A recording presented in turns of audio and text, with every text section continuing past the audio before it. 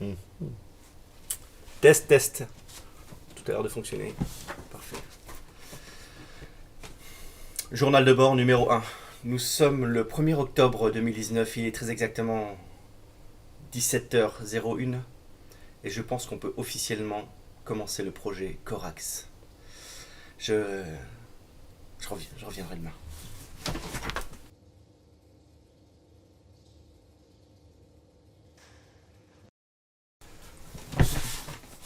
Journal de bord numéro 2. Je suis le professeur Strauss. Je travaillais au CNRS avec comme spécialité l'étude des roches extraterrestres, ce qui est plutôt ironique parce que à la base j'étudiais la biologie du vivant. Bon, et je regrette rien parce que c'est là-bas qu'avec mon collègue Louis Bramard, nous avons découvert la roche de Corax. C'est à l'intérieur que nous avons découvert un parasite extraterrestre que je vais tenter de réanimer. Journal de bord numéro 3 du projet Corax. Avant toute explication, j'aimerais bien préciser que j'ai réussi à m'installer ici au sous-sol et avec tout le confort nécessaire au cas où je dois tenir quelques jours, on sait jamais. Si quelqu'un se pose la question pourquoi je ne travaille pas au laboratoire ou au CNRS, c'est tout simplement parce que tout ce que je vais réaliser ici était contraire à l'éthique et que si quelqu'un venait à l'apprendre, je risquerais bien plus que la prison. Donc en attendant que ça marche et que la science reconnaisse enfin mon génie, je vais rester ici dans la clandestinité totale. Demain, je remets à plat tout ce que je sais sur le parasite.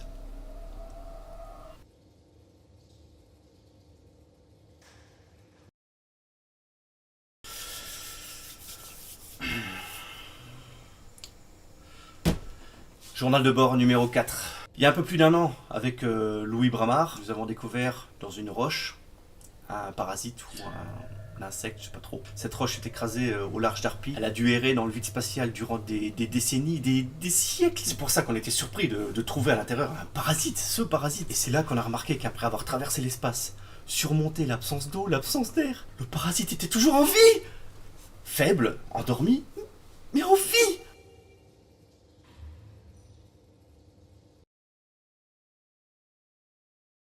Projet Corax, journal de bord numéro 5.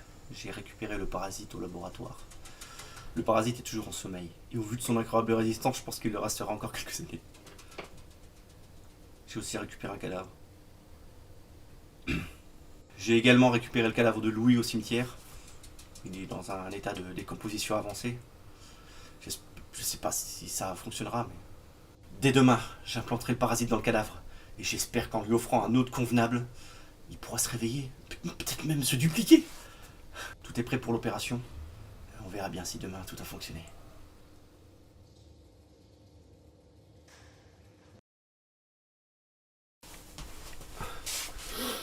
6 octobre 2019. Projet Corax. Journal de bord numéro 6. L'opération est terminée.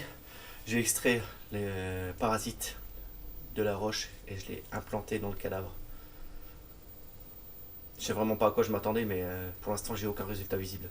Je vais encore attendre quelques jours et si jamais il se passe rien, je recommencerai l'expérience sur un cadavre plus frais, disons au moins chaud.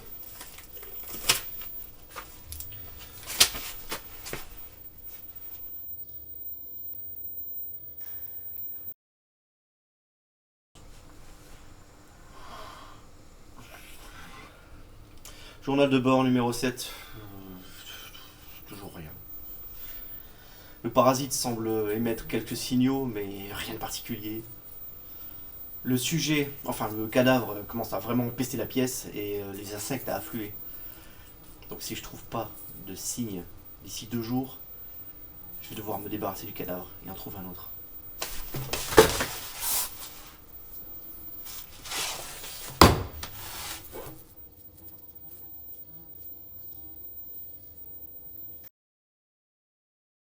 Projet Corax. Le parasite semble toujours en sommeil, rien n'a bougé de son côté. Par contre, le cadavre semble avoir comme rétréci. Je l'ai pesé et il lui manque à peu près 3 kilos. Il est aussi au toucher plus sec, comme s'il se desséchait. Alors je sais pas si c'est un bon ou un mauvais signe, mais en tout cas, c'est un signe.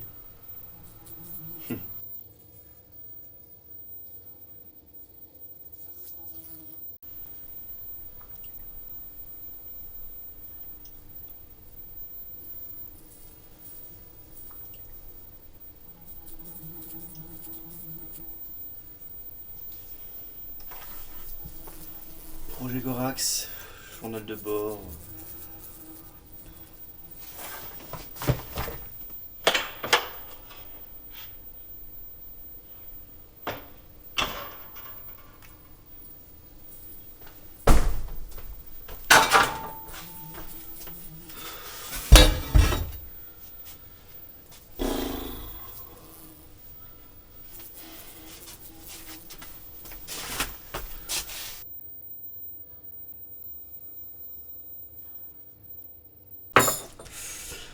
« 11 octobre 2019, projet Corax numéro 11.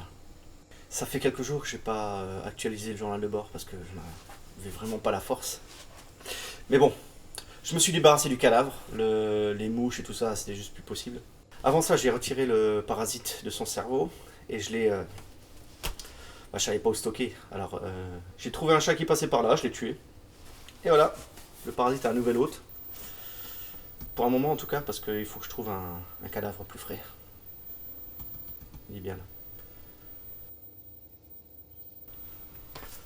PS, note à moi-même. Demain, ne pas oublier d'aller acheter le journal d'Harpie, au cas où dans la rubrique nécrologique, il y aurait peut-être un petit enterrement qui traîne. Voilà.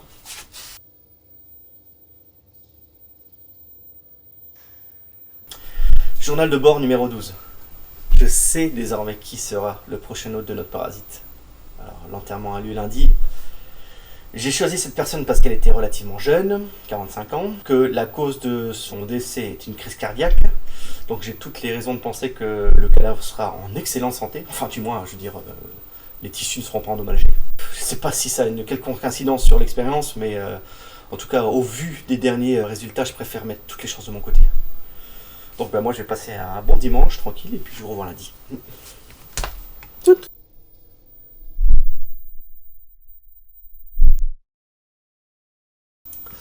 Je sais, j'ai dit que je reviendrai que lundi, mais là, il s'est passé quelque chose de sensationnel. Le chat dans lequel j'ai importé le parasite a rétréci, comme le cadavre de Louis. Il s'est complètement déshydraté. C'est juste pas un hasard. Donc, je suis allé chercher un autre chat que j'ai tué et que j'ai mis dans cette boîte. À côté de notre hôte numéro 1. Si le deuxième chat, qui n'a pas de parasite, se dessèche aussi, ça veut dire que ça vient de la pièce. Voilà. Mais si c'est pas le cas, ça veut dire que ça vient du parasite. Mais surtout, que le parasite s'est réveillé. Je peux rien en conclure pour l'instant, mais bon, on verra plus tard. Ah oui, journal de bord numéro 13, projet Corax.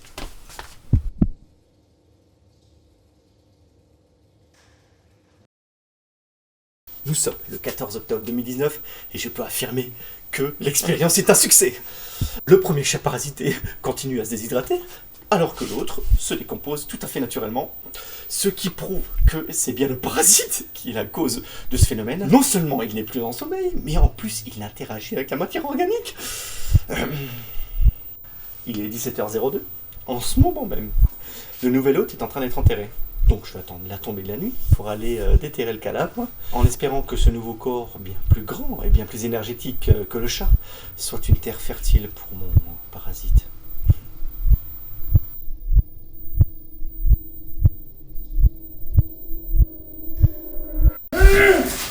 Projet Corax numéro 16. L'expérience a un petit peu dérapé. Je suis allé au cimetière récupérer le cadavre et je suis tombé sur le gardien.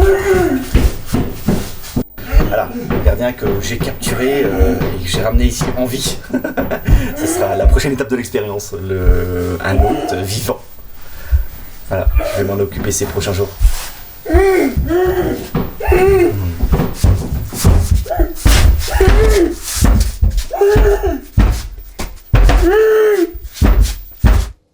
Projet Corax, jeudi 17 octobre. J'ai voulu transférer le parasite du chat dans le cadavre humain, et là, il s'est réveillé. Le parasite, hein, pas le chat. Hein. Enfin, si, le chat aussi s'est réveillé. D'ailleurs, il était debout, là, en train de essayer de bouffer la jambe du gardien. Alors, je l'ai chopé, et je lui ai coupé ses petites papates, hein, pour pas qu'il se sauve de nouveau. Bon, bref, c'est ça juste pour dire que j'ai réussi à transplanter le parasite dans le cadavre humain, hein, et que si tout fonctionne bien, ben, on pourra essayer sur le gardien. Juste pour voir ce que ça fait. Mise à jour, nous avons toujours le parasite qui est à l'intérieur du cadavre depuis bientôt 8 heures. Et le cadavre semble déjà se dessécher. On va passer à l'étape supérieure en implantant le parasite dans un autre vivant. Nous avons toujours monsieur le gardien de cimetière qui est là et que je ne peux pas garder en vie parce que je n'ai pas les ressources de toute façon. Alors, monsieur le gardien, attention, il va lui servir de cobaye. Hop, un petit mot à dire. Hop, là, voilà, comme ça. Allez, c'est peut-être la dernière trace de toi que tu pourras laisser en vie. T'as pas un petit truc à dire à tes parents? Comment tu t'appelles? Stéphane. Stéphane, comment tu te sens? Je vais te tuer. Ouais, non, tu vas rien tuer du tout. Par contre, moi, je vais t'endormir. Je vais te retirer l'œil gauche. Et à l'aide d'une grosse aiguille, je vais t'implanter mon parasite dans ton petit cerveau. Ne t'inquiète pas, c'est pas douloureux et en plus, c'est pas mortel. Qu'est-ce que c'est? Regardez, ça se passe en direct. Le cadavre commence à bouger. C'est magnifique. C'est encore plus rapide qu'avec le chat. Lâche-moi!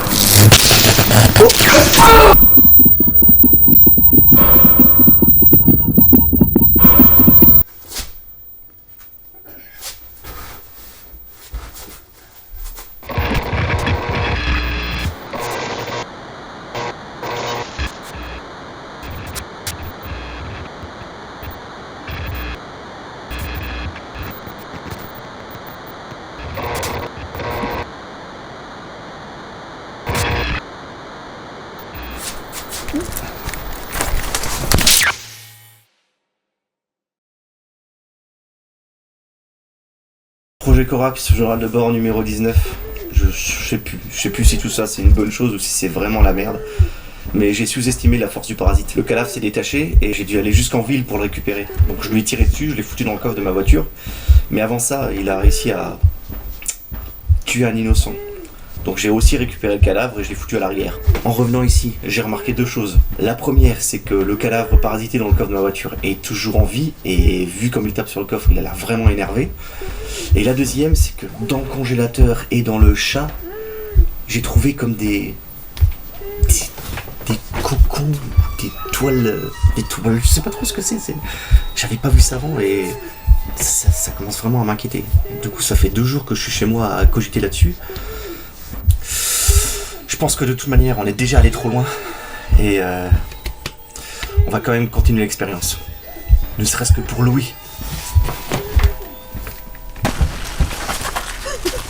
Bon, là, on va tenter de sortir le parasite du coffre. Et comme je pense qu'il va se débattre, c'est le gardien qui va aller à ma place.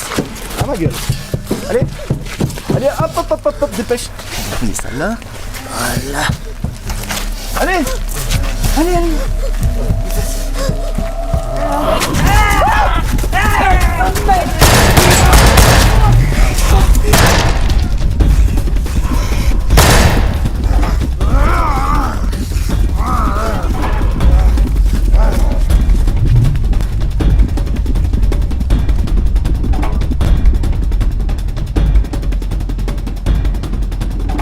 J'en sais rien, moi je suis scientifique, je connais rien de ces trucs-là. T'es pas censé couper les arbres dans ton cimetière, toi, monsieur le gardien? Des arbres, oui. Il est hors de question que je découpe ton pote là-bas. Attends, tu l'as bien vu comme moi se lever la première fois et j'ai beau lui tirer dessus, ça lui fait rien. Va falloir lui couper les pattes si tu veux pas qu'il se... Bah tu te démerdes. Ah, tu sais quoi? T'as raison. De toute façon, c'est hors de question que je te laisse une arme entre les pattes. Allez, montre-moi juste comment ça marche. Allez. Fais chier. J'ai 3 fois, comme ça je tape dessus. Attends, c'est pas compliqué.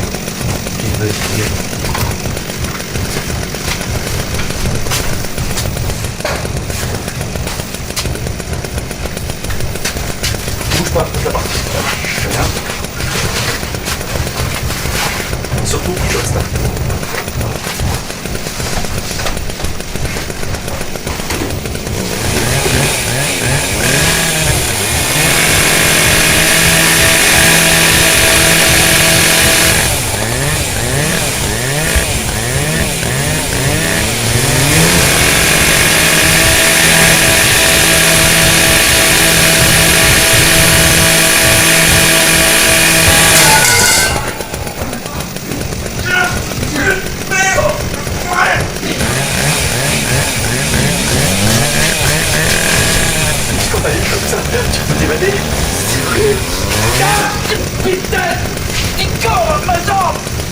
Tiens, sois-toi et reste à terre.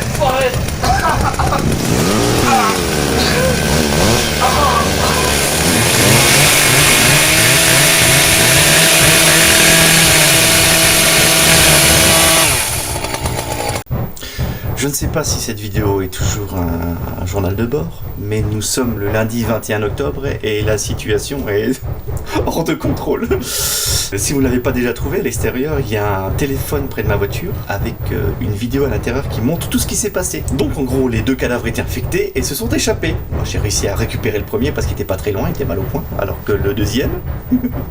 il est revenu de lui-même en poursuivant le gardien qui est venu se réfugier, où d'autre qu'ici, en pleine montagne, il n'y a rien de bon, bref. Vous entendez ce bruit? Ça, c'est l'autre fils de pute qui cogne à ma porte depuis samedi. Il a pas arrêté une seconde, l'enculé. Ça fait depuis samedi 18h que moi et le gardien, nous sommes prisonniers ici. Heureusement qu'on a réussi à neutraliser le premier cadavre en le démembrant, mais comme pour le chat, il y avait des cocons à l'intérieur. Alors, s'ils finissent par éclore avant qu'on ait réussi à sortir d'ici, voilà. Heureusement qu'il y a la faim pour nous empêcher d'y penser, parce que moi j'avais pas prévu de rester ici plusieurs jours d'affilée, enfermé dans 20 mètres carrés avec une deuxième bouche à nourrir, à dormir entre un seau à merde et un putain de cadavre infesté de parasites extraterrestres prêts à éclore. Sans qu'on puisse faire quoi que ce soit, tant que l'autre zombie garde la porte. Voyons le bon côté des choses. L'expérience est un succès.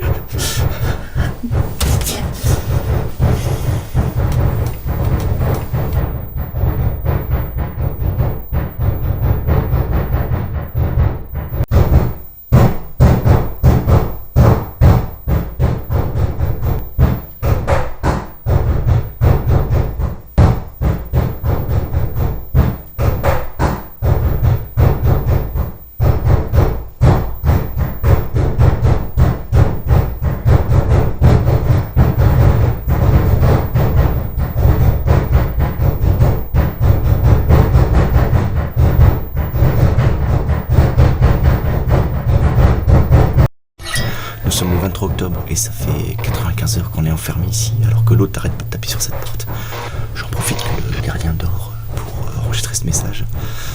Ça fait 2 jours qu'on n'a rien mangé et on a presque plus d'eau pour juste là. Moi j'ai commencé à avoir vraiment faim et j'en ai marre. À la base, j'enregistrais ce message pour m'excuser de ce que j'allais faire. Mais bon, puis après.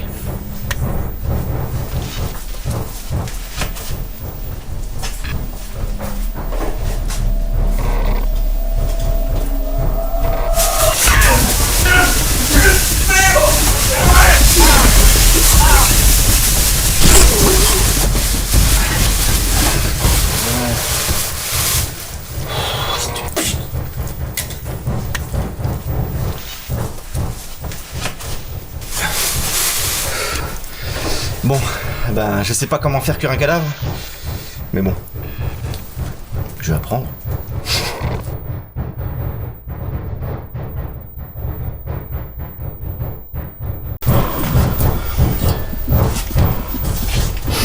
Projet Corax, journal de bord numéro 24, il est 17h01 et l'expérience est un succès.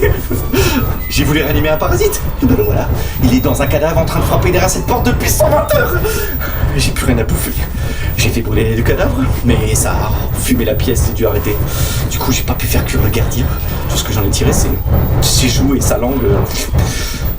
Et là, c'est trop tard. L'hiver commence à arriver. Je peux plus rester ici. Il faut que je sorte, même si j'ai aucune idée de comment buter cette merde. Je vais probablement crever. Mais ce qui est sûr, c'est que j'entendrai plus le bruit de cette putain de porte.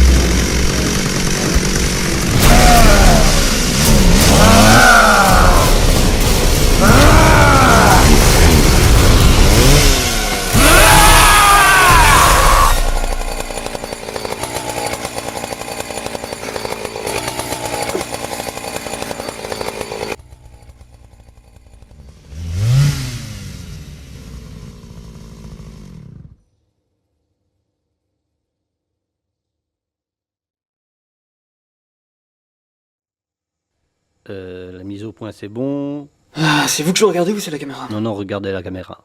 Vous me dites quand je peux commencer. Allez-y. Ok.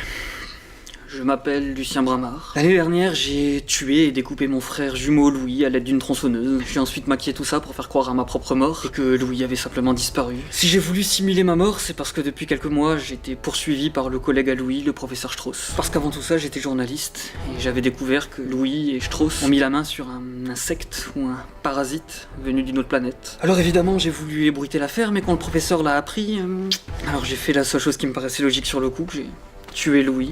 Premièrement pour empêcher leur expérience, et j'ai simulé ma mort pour échapper aux griffes du professeur. Le soir d'Halloween, le 30 octobre, j'ai ensuite laissé derrière moi une piste d'indices, quelques énigmes à résoudre pour que les gens puissent connaître la vérité. Et en plus de ça, il y avait des lots à gagner, donc c'était plutôt cool. Monsieur Bramard, vous savez pourquoi vous êtes là? On a retrouvé une pile de cadavres à la sortie de la ville, laissée par le docteur Strauss. Et lui court toujours dans la nature. Vous qui le connaissez bien, vous savez où on peut le trouver? Le jeu qu'on a fait l'année dernière, on en réorganise un cette année. Le professeur Isra, il vient tous les ans.